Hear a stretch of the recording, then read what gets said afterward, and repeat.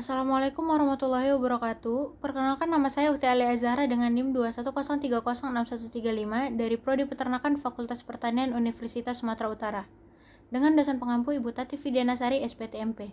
Pada kesempatan kali ini, saya akan menjawab pertanyaan mengenai pencernaan dan metabolisme karbohidrat, protein, dan lemak pada hewan monogastrik dan ruminansia, serta keterkaitan proses metabolisme karbohidrat, lemak, dan metabolisme protein. Pertanyaan pertama yaitu menjelaskan proses pencernaan karbohidrat pada hewan monogastrik dan ruminansia. Pencernaan karbohidrat pada monogastrik dimulai dari mulut dengan pelumas saliva dengan bantuan enzim amilase. Makanan telah hancur akan disalurkan ke lambung melalui esofagus. Di lambung, hemiselulosa dan selulosa tidak dicerna karena mengandung serat kasar yang tinggi. Proses pencernaan ini hanya mampu menghidrolisis karbohidrat sederhana. Sedangkan serat kasar tidak mampu didegradasi. Oleh karena itu, sebagian serat kasar lewat dari organ pencernaan utama masuk ke organ bagian akhir saluran pencernaan, yaitu ada sekum, rektum, dan kolon. Pencernaan karbohidrat ini disempurnakan di duodenum, yaitu pati akan diuraikan oleh amilase untuk menghasilkan maltosa. Dilanjutkan ke usus halus, yang mana terjadi pada usus halus itu adalah maltosa diuraikan oleh maltase untuk menjadi glukosa. Sukrosa diuraikan oleh sukrosa menjadi fruktan, dan laktosa akan diuraikan dengan laktosa menjadi galaktosa. Setelah proses penyerapan melalui dinding usus halus, sebagian besar monosakarida dibawa oleh aliran darah ke hati. Di dalam hati, monosakarida mengalami proses sintesis untuk menghasilkan glikogen. Glikogen akan dilepaskan untuk dibawa dengan aliran darah ke bagian tubuh yang memerlukan. Pencernaan karbohidrat pada ruminansia. Karbohidrat pada ruminansia berasal dari hijauan yang berbentuk serat kasar yang akan tercerna dalam proses pencernaan fermentatif di rumen. Masing-masing jenis karbohidrat akan menghasilkan produk fermentasi yang spesifik. Selulosa hanya dapat dirombak menjadi selulobiosa oleh mikroorganisme rumen. Selulobiosa kemudian dihidrolisis menghasilkan glukosa. Secara biokimiawi, propionat dibentuk melalui dua cara, yaitu jalur reduksi langsung dan jalur asam dekarboksilat. Melalui interaksi mikroorganisme rumen yang melibatkan pembentukan oksaloasetat dan suksinat. Jalur asam dekarboksilat melibatkan suksinat sebagai produk antara yang tidak terakumulasi rumen untuk mengubah suksinat menjadi propionat. Sedangkan jalur reduksi langsung mengubah laktat menjadi propionat dengan bantuan bakteri-bakteri rumen. Pemecahan karbohidrat di dalam rumen terjadi melalui dua tahap, yaitu pemecahan karbohidrat menjadi glukosa dan pemecahan glukosa menjadi pirufat yang kemudian diubah menjadi asam lemak. Karbohidrat akan difermentasikan oleh mikroorganisme menjadi pirufat di dalam rumen. Asam pirufat yang dihasilkan akan diubah menjadi volatile fatty acid atau VFA, yang terdiri dari asam asetat, asam propionat, dan asam butirat. Pencernaan karbohidrat kompleks dalam rumen yang cukup tinggi akan menghasilkan produk fermentasi yang bersifat ketogenik, sehingga menghasilkan asam asetat dan butirat. Sedangkan fermentasi senyawa glukogenik di dalam rumen akan menghasilkan produk fermentasi utama, yaitu asam propionat. Asam propionat diabsorpsi dari rumen ke sirkulasi portal dan dibawa ke hati. Kemudian asam propionat dalam hati akan mengalami proses oksidasi. Pertanyaan kedua, yaitu jelaskan proses metabolisme karbohidrat yang terjadi di dalam hati. Hati adalah tempat metabolisme karbohidrat di mana terjadi penyimpanan dan produksi glukosa berlangsung. Hati merupakan satu-satunya organ yang mengandung glukosa kinase yang mampu memfosforilasi glukosa, tapi hanya ketika konsentrasinya tinggi.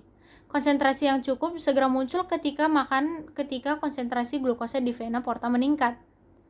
Dari semua energi yang berasal dari karbohidrat digunakan oleh mitokondria untuk membentuk ATP di dalam sel. Produk akhir dari pencernaan karbohidrat pada traktus gastrointestinal adalah glukosa, fruktosa, dan galaktosa. Setelah diabsorpsi ke sirkulasi, fruktosa dan galaktosa segera diubah menjadi glukosa. Sehingga glukosa adalah molekul utama yang digunakan untuk memproduksi ATP. Glukosa ini harus ditransfer melalui membran sel ke dalam sitoplasma sebelum dapat digunakan oleh sel. Pertanyaan ketiga, yaitu menjelaskan proses pencernaan protein pada unggas dan ruminansia. Pencernaan protein pada unggas dimulai pada saat makanan dihaluskan dan dicampur di dalam ventrikulus. Pencernaan tersebut dimulai dengan kontraksi otot proventrikulus yang mengaduk-aduk makanan dan mencampurkan dengan getah pencernaan yang terdiri dari HCl dan pepsinogen. Pepsinogen yang bereaksi dengan HCl dapat mengubah dapat berubah menjadi pepsin. HCl dan pepsin akan memecah protein menjadi senyawa yang lebih sederhana seperti polipeptida, proteosa, pepton, dan peptid. Penyerapan protein dimulai ketika makanan masuk ke dalam usus. Maka mukosa usus yang terdiri dari lapisan otot licin, jaringan ikat, dan jaringan epitel kolumner sederhana. Pada epitel, pelapis terdapat banyak sel goblet yang menghasilkan lendir dan sekresinya membantu melicinkan makanan. Pada mukosa terdapat banyak vilus yang mengandung banyak pembuluh darah dan pembuluh limfa kecil. Lapisan epitel akan menyerap air dan zat-zat makanan. Sel absorpsi dari vilus merupakan tempat absorpsi asam amino. Secara umum, asam amino yang telah diserap di usus halus akan masuk ke dalam tubuh melalui pembuluh darah. Pada ruminansia, asam amino untuk ternak berasal dari protein yang lolos degradasi. Protein mikroba rumen yang tercerna dan terserap dalam usus halus, serta hasil dari fermentasi rumen. Perombakan protein oleh enzim proteolitik dalam rumen menghasilkan peptida dan asam amino. Produk ini sebagian besar akan mengalami katabolisme lebih lanjut, sehingga dihasilkan amonia. Protein pakan dan NPN dalam rumen akan dirombak menjadi asam amino dan amonia, untuk selanjutnya disintesis menjadi protein mikroba. Kemudian masuk ke dalam abomasum dan selanjutnya di dalam usus kecil diabsorpsi masuk ke dalam aliran darah. Dalam rumen, 80% spesies mikroba rumen mampu menggunakan amonia sebagai sumber nitrogen untuk sintesis protein. Bakteri rumen adalah pengguna amonia sebagai sumber nitrogen yang paling efisien. Di samping itu, dimanfaatkan oleh mikroba rumen. Amonia yang dihasilkan juga diserap oleh darah melalui dinding rumen dan dibawa ke hati dan diubah menjadi urea. Beberapa urea ini mungkin dikembalikan ke dalam rumen melalui saliva dan langsung menembus dinding rumen. Tetapi sebagian besar akan dikeluarkan bersama urin. Pertanyaan keempat, yaitu jelaskan proses metabolisme protein yang terjadi dalam hati. Fungsi hati dalam metabolisme protein adalah mengubah gugus amino dan NH2. Asam amino yang dapat digunakan sebagai energi atau diubah menjadi karbohidrat dan lemak. Amonik yang telah diubah menjadi urea akan menjadi substansi beracun dan dikeluarkan melalui urin, serta bakteri-bakteri dalam usus. Sintesis dari hampir seluruh protein plasma seperti alfa dan beta globulin, albumin, fibrinogen, dan prothrombin, dan transmisi transfer kelompok amino dari asam amino ke substansi alfa keto acid. Asam amino ini berfungsi untuk membentuk senyawa nitrogen lain yang berfungsi untuk membentuk sel-sel tubuh. Senyawa nitrogen ini merupakan bagian utama dari semua protein, enzim, dan proses metabolik yang disertakan pada sintesa dan perpindahan energi. Pertanyaan kelima, jelaskan proses pencernaan lemak pada monogastrik dan ruminansia. Proses pencernaan lemak dalam saluran pencernaan monogastrik, yaitu pencernaan lemak terjadi pada usus halus, yaitu pada bagian duodenum. Lemak dapat didegradasi oleh enzim yang mencerna lemak. Oleh sebab itu, tidak ada proses pencernaan pencernaan lemak yang terjadi pada lemak sebelum mencapai duodenum. Karena duodenum terdapat enzim pencerna lemak yaitu enzim lipase yang berasal dari porilipase yang tidak aktif dan diaktifkan oleh enzim kolipase. Enzim lipase dihasilkan oleh pankreas. Lipase pada unggas belum begitu aktif. Enzim ini aktif pada umur 4 hari dan peningkatan aktivitas enzim ini akan mencapai 100 kali lebih cepat pada usia 21 hari. Pencernaan lemak dibantu oleh garam-garam empedu dan cairan pankreas yang berperan dalam mengemulsifikasi lemak sebelum dicerna. Lipase pankreas biasanya mencerna lemak diawali pada asam lemak pada atom C nomor 3 dari gliserol, menghasilkan 1,2 digliserida, lalu asam lemak pada atom C nomor 1 menghasilkan 2 monogliserida. 2 monogliserida ini tidak dapat langsung dipecah oleh lipase menjadi asam lemak bebas dan gliserol, tetapi harus melalui tahap isomerasi menjadi 1 monogliserida. Selain lipase, pankreas juga menghasilkan enzim kolesterol esterase yang menghidrolisis kolesterol asam lemak ester menjadi kolesterol asam lemak bebas. Pencernaan lemak pada ternak ruminansia dimulai di dalam rumen. Proses pertama yaitu hidrolisis atau lipolisis.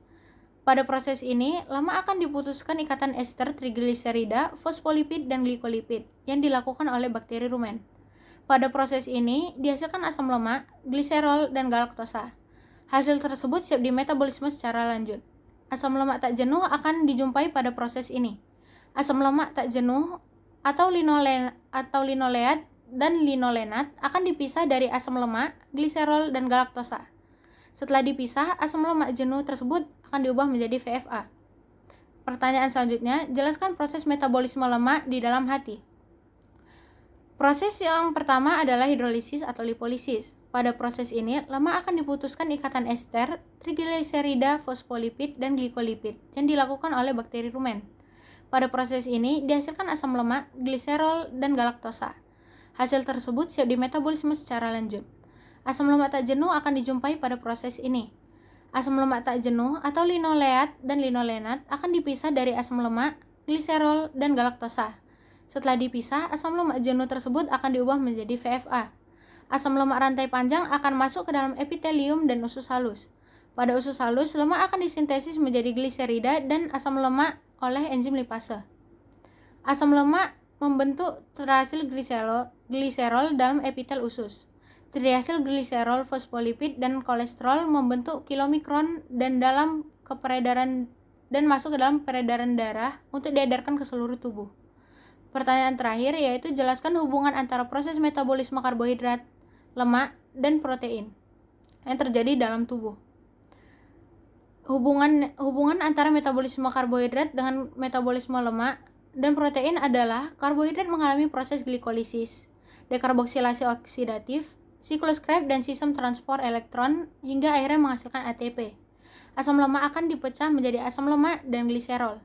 Asam lemak akan diubah menjadi asetil koenzim A dan masuk ke siklus Krebs. Gliserol akan diubah menjadi fosfogliseraldehid dan masuk pada jalur glikolisis. Protein akan dipecah menjadi asam amino dan mengalami deaminasi dan masuk sebagai asam pirufat, asetil koenzim A, dan beberapa zat dalam siklus Krebs. Sekian yang dapat saya sampaikan. Terima kasih atas perhatiannya. Wassalamualaikum warahmatullahi wabarakatuh.